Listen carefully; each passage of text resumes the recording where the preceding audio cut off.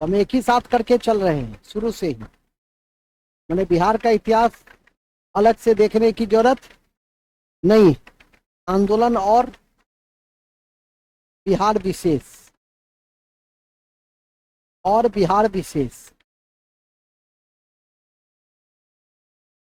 सारे तथ्यों से तो आपको जानकारी मिल ही गई। 1934 से मुख्य रूप से आपको ध्यान में रखना है। आपकी जानकारी में मैंने दिया ही है अभी थोड़ी देर पहले कि कांग्रेस समाजवादी दल का गठन 1934 में औपचारिक रूप से पटना के अंजुमन इस्लामिया हॉल में, लेकिन अनौपचारिक रूप से आपकी जानकारी में यह भी है कि 1931 में जो 3 प्रसिद्ध नेता राम वृक्ष बेनीपुरी, गंगा शरण और रामानंद मिश्र मिले तो 1931 में ही अनौपचारिक रूप से यह संगठित, लेकिन औपचारिक घोषणा नहीं। जन स्वराज का गठन हो गया, पद यात्रा शुरू, लेकिन औपचारिक घोषणा कब हुई? 2 अक्टूबर 2000। बात समझ में आ गई कि नहीं? और 1 महीने के भीतर वो कई जगह पे प्रभावकारी भूमिका में, तो 1-2 जगह प्रभावकारी भूमिका में रहा। ठीक है, अभी मैं कुछ जगह देख रहा था कि पीके का जादू खत्म, वाली जादू अभी शुरू कहाँ? वो तो बेचारा अभी नई राजनीतिक पार्टी है, ठीक है कि नहीं? उस नई राजनीतिक पार्टी से यदि यहाँ से 10,000, 15,000, 20,000 वोट लाता है, बहुत बड़ी बात। मूल बिंदु पे आ जाए। आज जो भारतीय जनता पार्टी सत्ता में, हमें याद है कि हमारे कुछ परिचित लोग जो उस समय पार्टी जो चुनाव में हिस्सा लेते थे और उनको 700 और 600 वोट आते, ठीक है कि नहीं? उस समय 1988 में, जबकि आपकी जानकारी में है कि 1980 में भारतीय जनता पार्टी बनी, 1952 में जनसंघ था। ठीक है, ये सब भी याद रखा कीजिए कि कौन सी पार्टी की स्थापना कब हुई। मूल बिंदु पे आ जाए। कांग्रेस की स्थापना 1885 में 28 दिसंबर को, ठीक है। 100 कितना साल, 137 साल, 36 साल पुरानी पार्टी। लाखों गांव में, 7 लाख गांव में तक इसकी पहुंच। उसके बावजूद यदि इतनी कमजोर स्थिति है तो ये सोचने का विषय है कि आखिर इतनी कमजोर स्थिति क्यों? ठीक है कि नहीं? मूल बिंदु पे रही। मूल बिंदु यह है कि हालांकि कांग्रेस का तो मूल थीम ही था सिद्धांत वर्ग समन्वय, जाति समन्वय, धर्म समन्वय, सभी को साथ लेकर चलने। लेकिन अब ये भी अपने कास्ट पॉलिटिक्स और रिलीजन पॉलिटिक्स के कड़ी में अपने आप को भारतीय राजनीति में पीछे छोड़ता हुआ दिखाई दे रहा है, जबकि कांग्रेस की प्रासंगिकता देश में कहीं अधिक अन्य पार्टी की तुलना में। राष्ट्रीय आंदोलन से लेकर हर जगह इसके विशाल योगदान और उपलब्धियां भी है। मूल बिंदु पे आइए। खैर, अभी हम उन उपलब्धियों में नहीं जा रहे हैं जो कांग्रेस ने प्राप्त किया है। हम 1934 से 1942 तक बिहार में राष्ट्रीय आंदोलन की दशा और दिशा क्या रही, तथ्य के दृष्टि से, वो भी कोई विचार के दृष्टिकोण के दृष्टि से नहीं, तथ्य के दृष्टि से क्या रही, उसको हम देख रहे हैं। उल्लेखनीय है कि 1931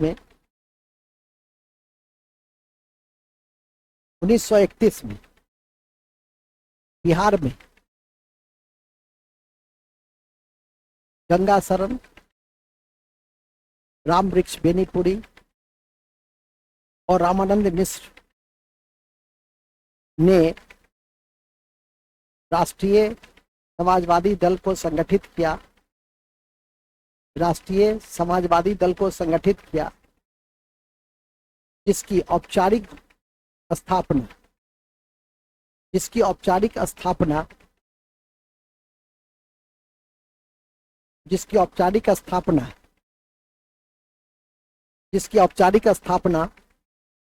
1934 में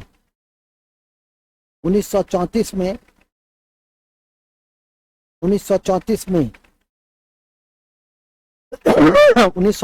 में पटना के अंजुमन इस्लामिया हॉल में हुई। पटना के अंजुमन इस्लामिया हॉल में। क्लियर हुआ? जैसा क्वेश्चन वैसा आंसर। और वहीं पे अध्यक्ष कौन बने थे? इसी कड़ी में याद रखिएगा कि अध्यक्ष आचार्य नरेंद्र देव बनाए गए महासचिव, तो वो कन्वर्ट कर गया किस में, वो कांग्रेस समाजवादी दल के रूप में हो गया, लेकिन उसकी बिहार शाखा भी औपचारिक रूप से उसी दिन से, ठीक है कि नहीं, अनौपचारिक घोषणा 4 दोस्त मिले, 5 दोस्त मिले और एक संगठन बनना चाहिए, उसकी हो गई घोषणा के रूप में। यह राष्ट्रीय स्तर पर देखा गया पटना में, और जिसकी बिहार शाखा के जो कार्यकारिणी के सदस्य लोग थे वो यही लोग थे। हालांकि इसमें कर्पूरी ठाकुर, ये भी याद रखिएगा, इसके सदस्यों में, क्योंकि कर्पूरी ठाकुर को इस बार भारत रत्न मिला है और परीक्षा में क्वेश्चन पूछे जा सकते हैं, इसलिए अच्छे से देख लीजिएगा। इस संगठन में कर्पूरी ठाकुर, अब्दुल बारी, इस संगठन में कर्पूरी ठाकुर, अब्दुल बारी, योगेंद्र शुक्ल, अब्दुल बारी, योगेंद्र शुक्ल और बसावन सिंह की महत्वपूर्ण भूमिका रही। बसावन सिंह की महत्वपूर्ण भूमिका रही। बसावन सिंह की महत्वपूर्ण भूमिका रही। महत्वपूर्ण भूमिका रही, ठीक है। अब इन नेताओं ने भारत छोड़ो आंदोलन के दौरान भी महत्वपूर्ण भूमिका निभाई, और इसी कड़ी में याद रखिए कि 1939 में फॉरवर्ड ब्लॉक की स्थापना हुई और बिहार फॉरवर्ड ब्लॉक कार्यकारिणी समिति की बैठक पटना में 20 अक्टूबर 1940 को हुई थी। तो लिखिएगा, ध्यान रखें कि 20 अक्टूबर 1940 को पटना में, 20 अक्टूबर 1940 को पटना में बिहार प्रांतीय फॉरवर्ड ब्लॉक, बिहार प्रांतीय फॉरवर्ड ब्लॉक की कार्यकारिणी की बैठक हुई। बिहार प्रांतीय फॉरवर्ड ब्लॉक की कार्यकारिणी की बैठक हुई,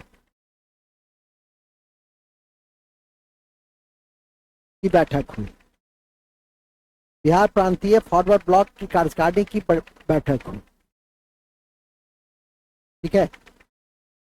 युवकों ने, हालांकि सभी आंदोलन में बिहार में युवकों ने महत्वपूर्ण भूमिका निभाई थी। 1942 में तो युवकों की महत्वपूर्ण भूमिका इतनी थी कि 7 छात्र शहीद हो गया।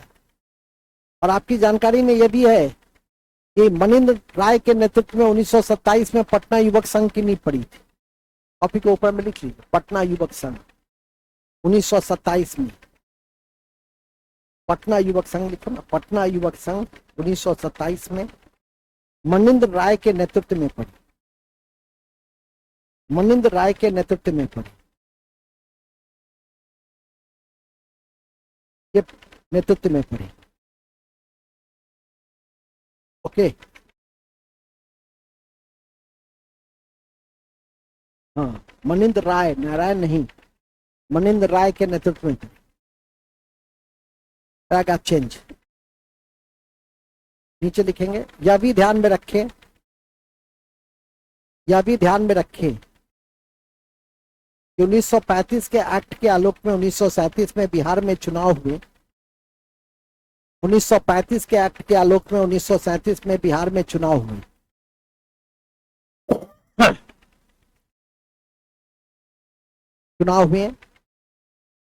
यद्यपि बिहार उड़ीसा से एक पृथक प्रांत भी बना। यद्यपि इसी एक्ट में, याद है ना, यद्यपि इसी एक्ट में बिहार उड़ीसा से एक अलग पृथक प्रांत भी बना।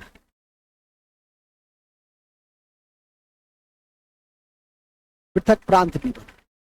तो पूछेगा बिहार उड़ीसा से अलग होकर पृथक प्रांत किस एक्ट में बना?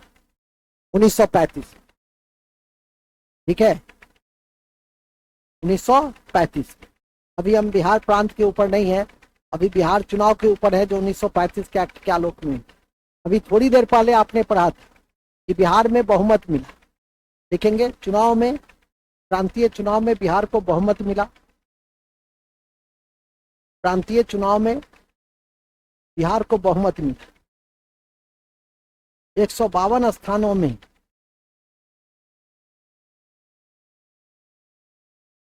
152 स्थानों में 107 पर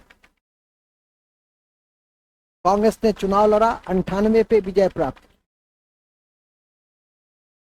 152 स्थानों में 107 पर कांग्रेस ने चुनाव लड़ा, 98 पे विजय प्राप्त की। 98 पे विजय प्राप्त की। तत्कालीन गवर्नर हेलेट ने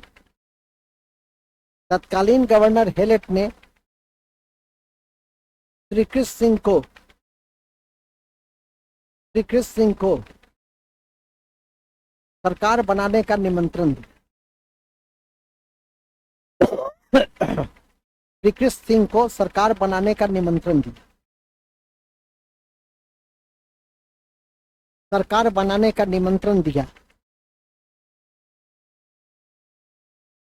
लेकिन श्रीकृष्ण सिंह ने सरकार नहीं बनाया। क्यों नहीं बनाया? नहीं, उन्होंने कहा कि आप दिनानुदिन वैधानिक कार्यों में हस्तक्षेप नहीं करें। इसीलिए नहीं, जिसको गवर्नर ने आश्वासन नहीं दिया, तब इंडिपेंडेंट पार्टी के मोहम्मद यूनिस साहब को प्रधानमंत्री बनाया गया। उस समय मुख्यमंत्री नहीं थे, प्रधानमंत्री। लेकिन मोहम्मद यूनिस साहब अल्पमत वाले थे, वो चला नहीं पाए। फिर श्रीकृष्ण सिंह को इस आश्वासन के साथ बुलाया गया। श्रीकृष्ण सिंह के नेतृत्व में सरकार बनी, लेकिन राजनीतिक कैदियों की बंदियों की रिहाई को लेकर सरकार गिर गई। सरकार ने इस्तीफा दी। जो आपने अभी थोड़ी देर पहले सारी बातें लिखी, तो लिखिएगा श्रीकृष्ण सिंह को नेता दिया, लेकिन श्रीकृष्ण सिंह ने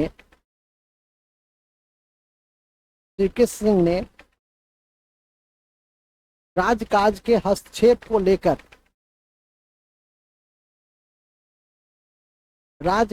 हस्तक्षेप को लेकर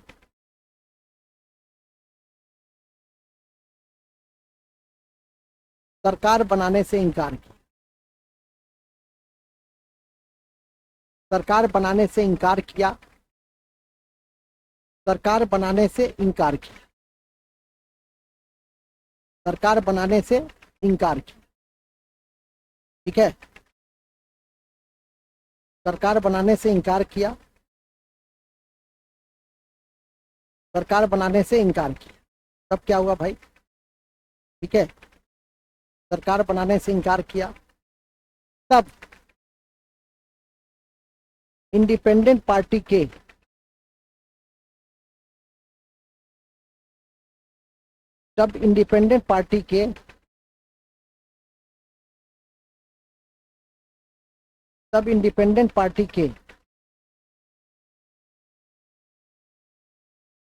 मोहम्मद यूनिस को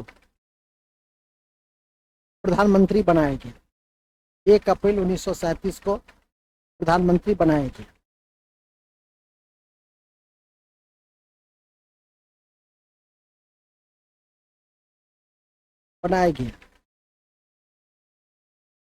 ठीक है, बनाया गया।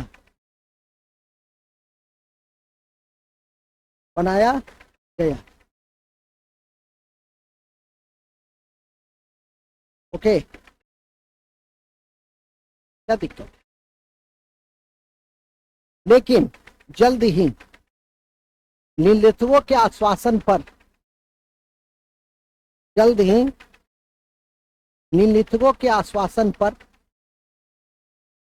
बिहार में भी श्रीकृष्ण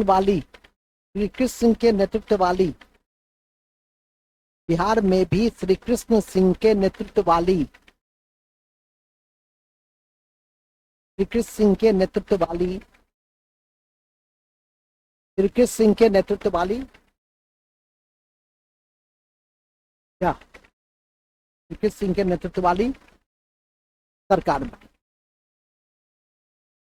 बनी। पूरी बात तो लिखे ही में कि राजनीतिक कैदियों की बंदियों की रिहाई के प्रश्न को लेकर इस्तीफा सब लिखा हुआ, तो दोबारा कर रहे हैं। चलिए, राष्ट्रीय आंदोलन की कड़ी में याद रखिएगा कि यह वो दौर था 1937 का, जब कायदे आजम कायदे आजम कौन? जिन्ना। बिहार के दौरे पे आए और जितनी भी अलगाववादी पार्टी थी सबको एक कर दिया, नोट में लिख दिया। 1937 में कायदे आजम 1938 में कायदे आजम मोहम्मद अली जिन्ना बिहार के दौरे पे आए और सभी अलगाववादी पार्टियों का विलय कर दिया और सभी अलगाववादी पार्टियों का विलय कर दिया।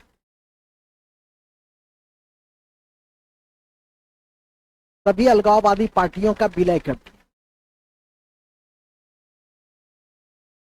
विलय मुस्लिम लीग में कर दिया, ऐसे लिख, विलय मुस्लिम लीग में कर दिया। ये भी इंपॉर्टेंट है। कायदे आजम किसको कहते हैं? जिन्ना को। मोहम्मद अली जिन्ना को किस नाम से जानते हैं? कायदे आजम के नाम से। पूछिएगा राष्ट्रीय आंदोलन के इतिहास में कायदे आजम के नाम से निम्नलिखित में से कौन जाने जाते? मोहम्मद अली जिन्ना, मौलाना अब्दुल कलाम आजाद, मोहम्मद शरीफ, फजलुल हक। क्या मानिए? जिन्ना को। याद रहेगा तो जिन्ना, नहीं याद रहेगा तो मौलाना अब्दुल कलाम आजाद तो आप लोग के टिप्स पे है ही नहीं, तो इसलिए याद करके रखना। ओके, आगे लिखिए। 1938 में ही, उसी में लिख दो नोट में ही, 1938 में अब्दुल कयूम अंसारी ने अब्दुल कयूम अंसारी ने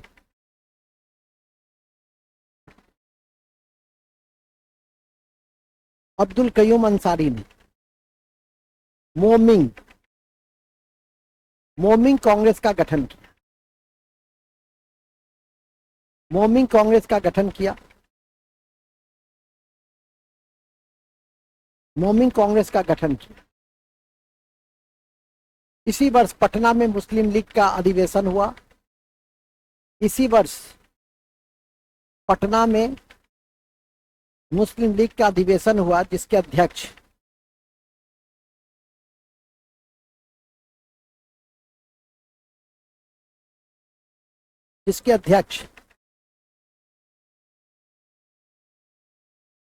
इसके अध्यक्ष कौन बनाए? मोहम्मद अली जिन्ना बने। जिसके अध्यक्ष मोहम्मद अली जिन्ना बने। ठीक है,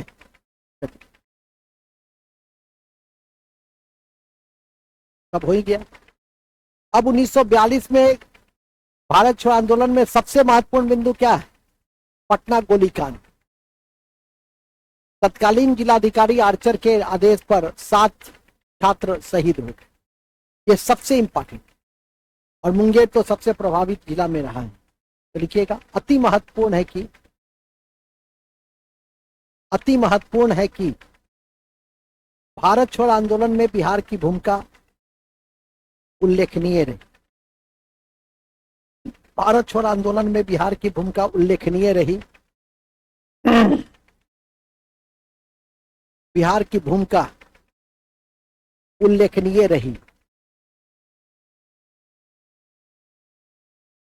बिहार की भूमिका उल्लेखनीय रही। बिहार की भूमिका उल्लेखनीय रही।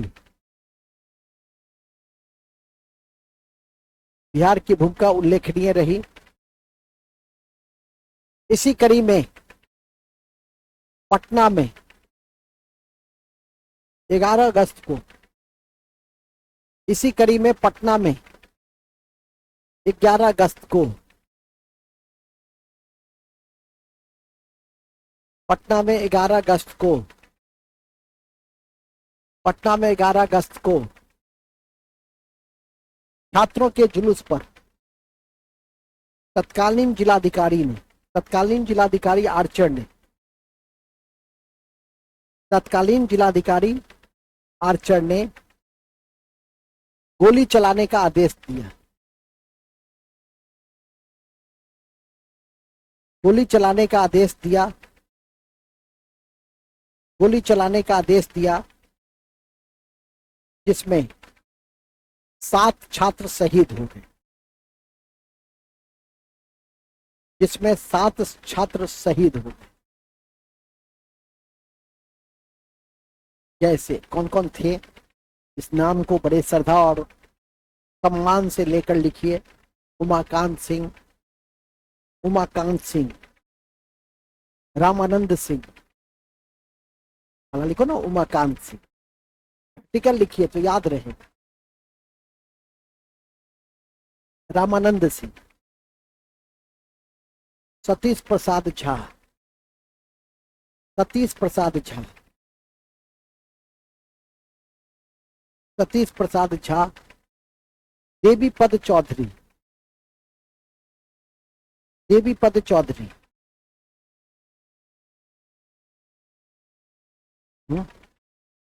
देवीपद चौधरी, राजेंद्र सिंह, राम गोविंद सिंह, राजेंद्र सिंह, राम गोविंद सिंह और जगपति कुमार, हो गया 7। जगपति कुमार, ठीक है, जगपति कुमार। याद रखिए कि बाद में शहीद मूर्ति बनी और शहीद स्मारक जो बनी तो उसका उद्घाटन तत्काल बिहार के प्रथम राज्यपाल जयराम दौलत राम ने किया, लेकिन औपचारिक अनावरण देश के प्रथम राष्ट्रपति राजेंद्र प्रसाद के द्वारा 1956 में। इन 7 शहीदों का औपचारिक अनावरण राजेंद्र प्रसाद के द्वारा ही किया गया, तो याद रखिएगा, लिख देंगे। इन शहीद छात्रों के लिए 1956 में शहीद स्मारक, 1956 में शहीद स्मारक का अनावरण, शहीद स्मारक का अनावरण, अभी भी जाइएगा तो सचिवालय में, पटना विधानसभा के सामने इस 7 का तस्वीर है, ठीक है। सचिवालय गोलीकांड के नाम से जाना जाता है, इतिहास में पूछ भी सकता है कि बिहार में सचिवालय गोलीकांड में किस आंदोलन के दौरान, किसके आदेश पर और कौन से निम्नलिखित में से छात्र शहीद नहीं हुए या कौन से हुए। जगपति कुमार से लेकर रामानंद सिंह से लेकर देवीपद चौधरी से लेकर सतीश प्रसाद झा से लेकर रामानंद सिंह से लेकर उमाकांत सिंह से लेकर, ठीक है, सभी नामों को आप श्रद्धा और सम्मान से याद रखने का प्रयास करें। इसी लिखेंगे इस गोलीकांड के उपरांत, नेक्स्ट पर, इस गोलीकांड के उपरांत पटना में जगत नारायण लाल की अध्यक्षता में, जगत नारायण लाल की अध्यक्षता में, जगत नारायण लाल की अध्यक्षता में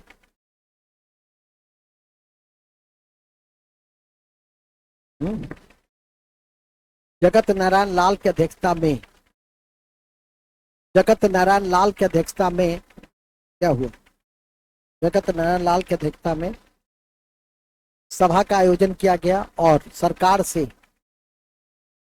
को ठप करने की प्रस्ताव पारित किए, और सरकार को ठप करने की प्रस्ताव पारित किए गए।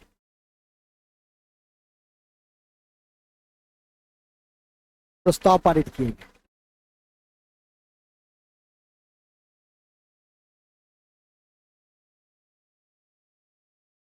ठीक है,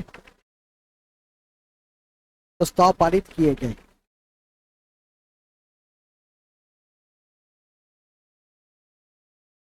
ओके। इस आंदोलन के दौरान सिवान में फूलेना प्रसाद श्रीवास्तव, इस आंदोलन के दौरान सिवान में फूलेना प्रसाद श्रीवास्तव, गया में श्याम बिहारी लाल, फूलेना प्रसाद श्रीवास्तव, गया में श्याम बिहारी लाल, गया में श्याम बिहारी लाल, कटिहार में ध्रुव कुमार, कटिहार में ध्रुव कुमार, कटिहार में ध्रुव कुमार, डुमराव में कपिल मुनि, डुमराव में कपिल मुनि, डुमराव में कपिल मुनि गोली के शिकार हो गए या शहीद हो गए। गोपाल मुनि, कपिल मुनि डुमरांव में शहीद हो गए। सिंघवाड़ा में कर्पूरी ठाकुर ने संचार व्यवस्था को ठप किया। सिंघवाड़ा में इसी आंदोलन के दौरान सिंघवाड़ा में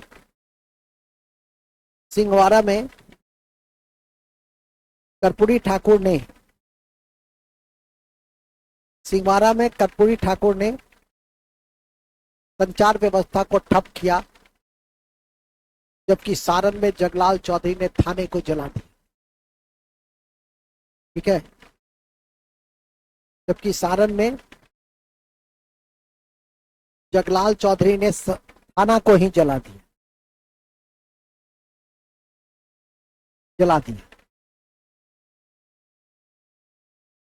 बिहार में चंपारण में और बांका अमरपुर में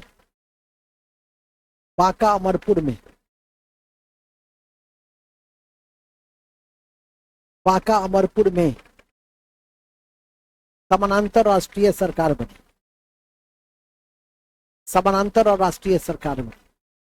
इस आंदोलन के दौरान बिहार के चंपारण में और अमरपुर बांका में समानांतर राष्ट्रीय सरकार बनी।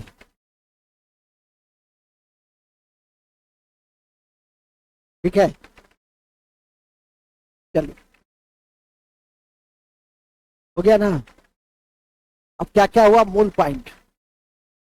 1931 बिहार समाजवादी पार्टी, 3 नेता कौन? राम वृक्ष, गंगा, रामानंद मिश्र। 1934 में औपचारिक घोषणा, कहा? पटना अंजुमन इस्लाम। चलिए, फिर 1937 का चुनाव,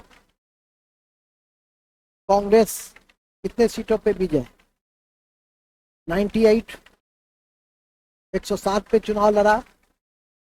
श्री कृष्ण सिंह को आमंत्रित किया गया, है ना, लेकिन श्री कृष्ण सिंह क्या चाहते थे कि वैधानिक कार्यों में राज्यपाल हस्तक्षेप नहीं करे, इसलिए ये नहीं बने। तो कौन बने?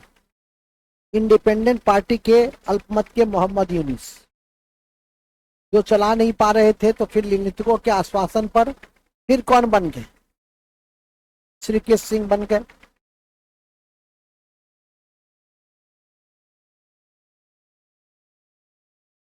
जैसा क्वेश्चन वैसा जवाब। 1937 में कायदे आजम साहब पटना आए। कायदे आजम कहाँ आए? कायदे आजम जिन्ना। इस समय कायदे आजम मोहम्मद अली जिन्ना कहाँ आए? पटना। क्या किए? सभी अलगाववादी पार्टी का विलय करवा दिए। और इसी कड़ी में 1937 में मोमीन पार्टी का भी गठन हुआ, जिसके अध्यक्ष कौन थे? अब्दुल कयूम अंसारी। पटना में ही 1938 में मुस्लिम लीग का अधिवेशन हुआ, जिसके अध्यक्ष जिन्ना साहब थे। जिन्ना अध्यक्ष। पटना एमएल का अधिवेशन, यही ना पॉइंट है। 1940 में पटना में ही फॉरवर्ड ब्लॉक कार्यकारिणी समिति बनी, पढ़े हैं। 1942 के भारत छोड़ो आंदोलन में सबसे मुख्य बिंदु क्या है? सचिवालय गोलीकांड पटना। ठीक है, किसके आदेश पर? आर्चर। कितने छात्र शहीद? इसमें जगपति कुमार से लेकर, सतीश प्रसाद झा से लेकर, रामानंद सिंह से लेकर, उमाकांत सिंह से लेकर, ठीक है, देवी पद चौधरी से लेकर, राजेंद्र सिंह से लेकर, राम गोविंद सिंह तक। और फिर जगलाल चौधरी के जगत नारायण लाल के नेतृत्व में एक शोक सभा और सभा का आयोजन, जिसमें कहा गया कि सरकार के सभी कार्य को ठप कर दे। इधर आजाद दस्ता भी आगे बढ़ रहा था। कई जिला में भी कई लोग पुलिस की गोली के शिकार हो गए, शहीद हो गए, जिसमें सबसे इंपॉर्टेंट है श्याम बिहारी लाल, जो गया के कुर्था गांव में झंडा फहराते समय ही गोली के शिकार हो गए। आपके ध्रुव कुमार 13 वर्ष का बच्चा ध्रुव कुमार कटिहार में भी झंडा लहराते हुए ही शिकार हो। इसी समय चंपारण में और अमरपुर में पृथक सरकार बनी, समानांतर सरकार बनी। सिंहमारा में कर्पूरी ठाकुर ने संचार व्यवस्था को ठप किया, सिवान में फुलेना प्रसाद वर्मा और सारण में जगलाल चौधरी को भला आप कैसे नहीं आते। इन लोग की जो महती भूमिका है, इसको देखते हुए हम यह कह सकते हैं कि बिहार में भारत छोड़ो आंदोलन काफी उग्रता से आगे रहा, जिसमें सबसे प्रभावी जिला में मुंगेर। इन्हीं शब्दों के साथ हमारी 1934 से 1942 तक बिहार विशेष संदर्भ की समाप्ति की मैं घोषणा करता हूँ।